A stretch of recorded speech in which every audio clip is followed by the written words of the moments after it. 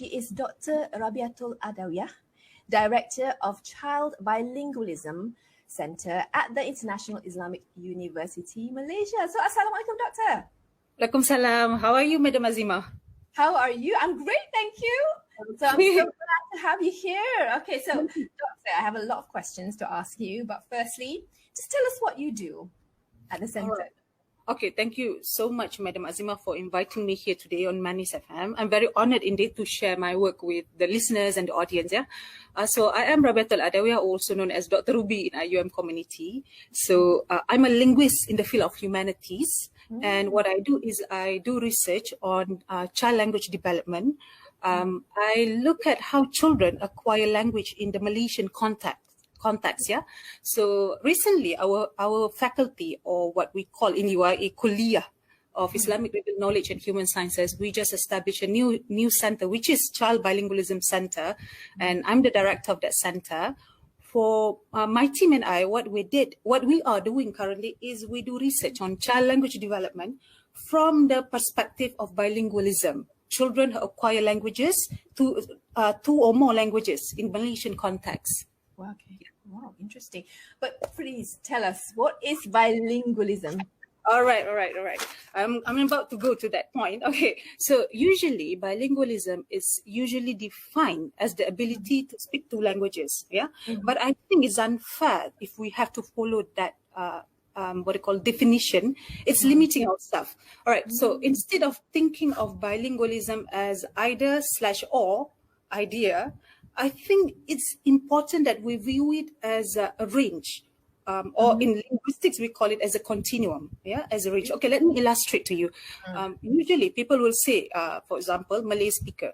Okay, Ali can speak Malay, Ali cannot speak English. Hence, Ali is a monolingual Malay speaker.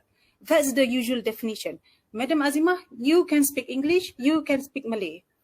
Then you are regarded as a bilingual. So there's a clear-cut definition, but it's not like that. That's not the entire story, right? So in bilingualism, yes, there are people like us who can speak Malay and English, and we use that actively, right, in our daily life. But there are people who can understand both languages, but speak only one. So a Malay speaker who speaks only Malay, but understand English, we regard that as bilingual as well. All right, and there are also those who speak both, those who understand English and Malay and can only speak English, bilingual as well.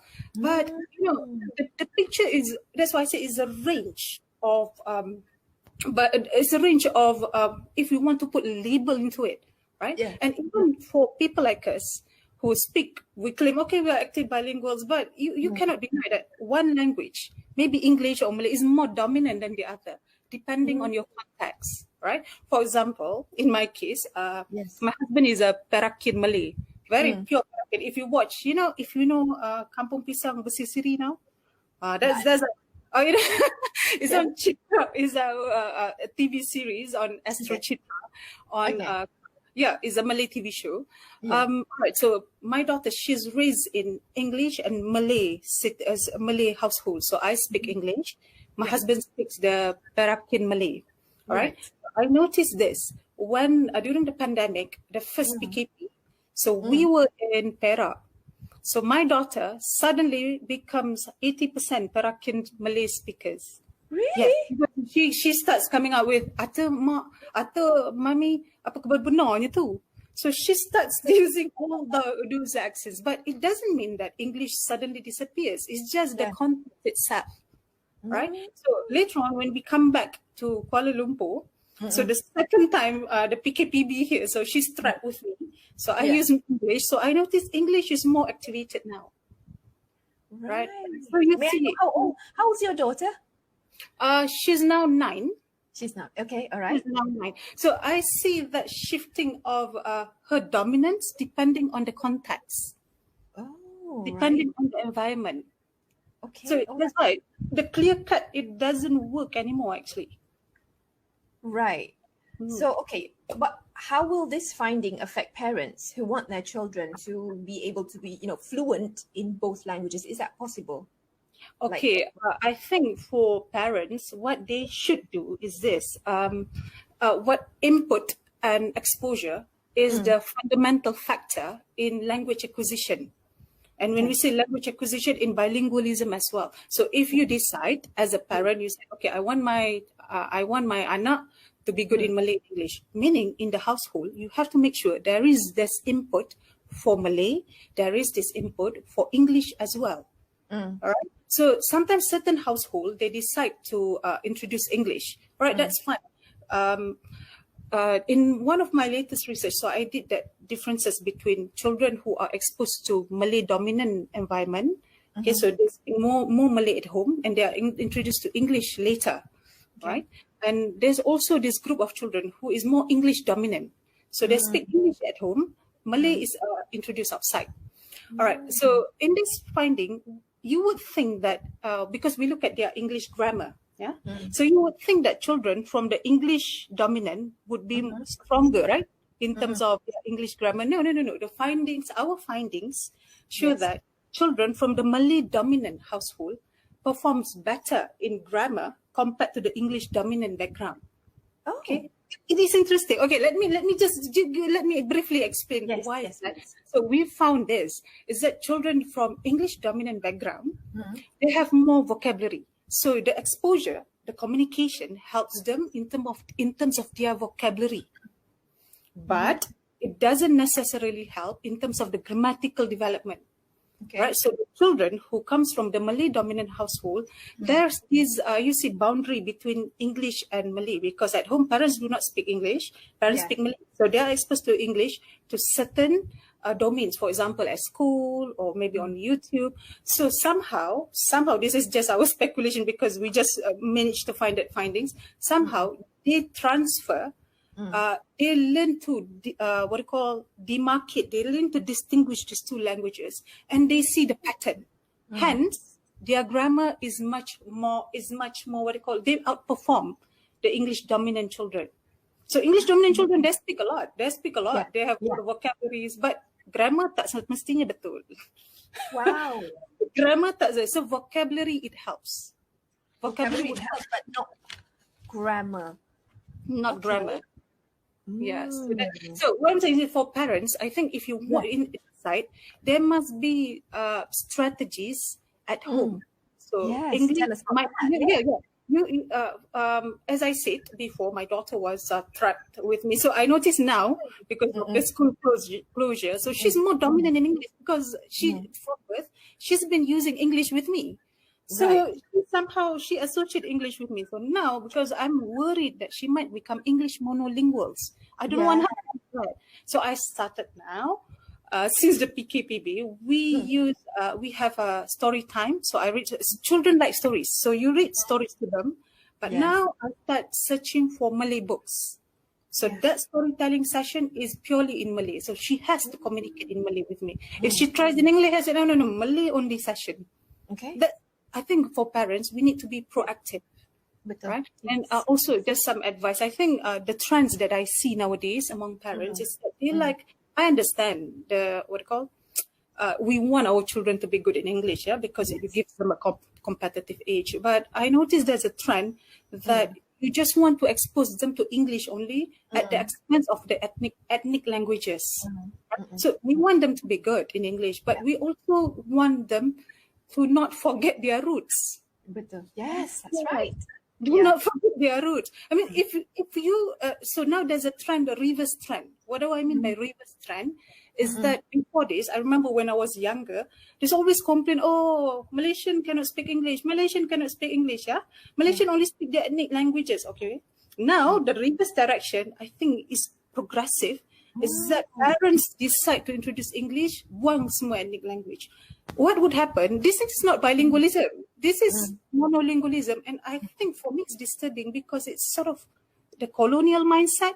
Right? Underestimating. I mean, what's wrong with being good in Malay, Tamil, Mandarin, and English as well? Nothing wrong. In fact, cognitively, I think if I have to talk about cognition, there's another level altogether. Cognitively, it gives you more, your brain will work better. Right. If you can speak more than one language. That's yes. So I think there's a damaging trend. So whatever parents decide to do, remember, If you want bilingualism, there must be English, there must be Malay, or there must be Mandarin, Tamil. There must be exposure there. All right. Right. So it should be simultaneous at the same time, the exposure. Very good that you mentioned that. It could be simultaneous. It could be sequential. So let's say simultaneous meaning since birth up till let's say 3 years old. We call these children simultaneous meaning at the same time. Okay. Exposed to Malay and English at the same time. Yes. But it could be later, meaning when the child is born, from birth up till 4 years old, only Malay, and then English later. That could work too. That could work too. And it will not affect their fluency or no. Right. My research, the finding in the recent research shows that those Malay dominant was exposed to English later, their grammar, but the vocabulary is smaller compared to the English dominant. So it tells us something here, because it's not just talking to them. They have to see the boundaries between English and Malay too. Wow. Because grammar is that this distinguishing between English and grammar. English and Malay. All right. So we were surprised to see that findings because we hypothesized, nanti budak-budak yang English dominant at home ni lagi better lah. But no, vocabulary yes, not grammar. But not grammar. Not grammar. So like macam budak-budak yang cakap banyak kan. When you analyze grammar semua silap lah. Betul. Yeah. That's right. Okay. Yeah. Wow. It's mind-blowing. Okay. So you're saying that we should try to have both languages too, all 3 languages at home. It's not too late. Yeah, it's not too late. What about adults? If they want to be bilingual, katakan. Okay. That's one last thing I would say that about adults is the same. I think adults. Input and practice. You also need, if you want to acquire another language, you always need that exposure. But one thing about adults compared to children, adults like us, we are overthinkers. Overthinkers, we inhibited. So when you learn something, you actually need to practice. Yes. You need to practice. Adults on the other hand, because they are scared, nanti orang ingat I tak pandai ni. Nanti I buat mistake in English, macam mana? Children, they don't think that way. Yes. Children just salah ke, tak betul ke, they would just say it. Exactly. Which makes them a very good language learner. Because of that. Yes, in practice. So you have the exposure, you need to practice that as well. Wow. So those two goes hand in hand. So adults, they can acquire language. And it's not too late. Not too late. Until you're 70, it's never too late. As long as they have, would you say, as long as they go to classes, good, they have to go to classes, good, they have to be reading? What should they be? Not necessarily classes. If you look at immigrants coming to our country, for example, we have the Nepalese immigrants, right? Because they just mingle with the locals, meaning that's the exposure. So in 2 to 3 months, they can start acquiring at least the colloquial version of Malay.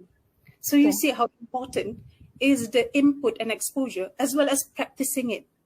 Right. So sebab kita ni macam banyak tu, I cakap, adults ni overthinker sikit. Okay. So but they have to be proactive. They have to be the one. Yes. Carilah all the input how to expose themselves in however way they can. Yes. You need to be a proactive. And not to be ashamed kalau commit mistakes. Right. Because I think there's a mindset here. Kalau you commit mistake, tak apa. You can still learn and grow. It's never too late. Laugh it off. Well, my mistake. Yeah, can. Sometimes it's just feedback pun. Kalau orang tegur you, tak apalah dah. Okay, I will not make that mistake again. Yeah. Yes. It's amazing. Oh my God, Dr. Ruby. I think we have to have you back, My honor. Just give me a call. I'll set some time to share. I mean, what I'm sharing with you is just, I think, just a little tip of the iceberg. Yeah, God, it's too. We want to know more. So thank you so much for your time, Dr. Ruby. Welcome. To talk to you and having you share your insights on this issue. So, I mean, that's all the time we have for this week. So you guys, thank you so much for joining us. And thank you so much once more, Dr. Ruby.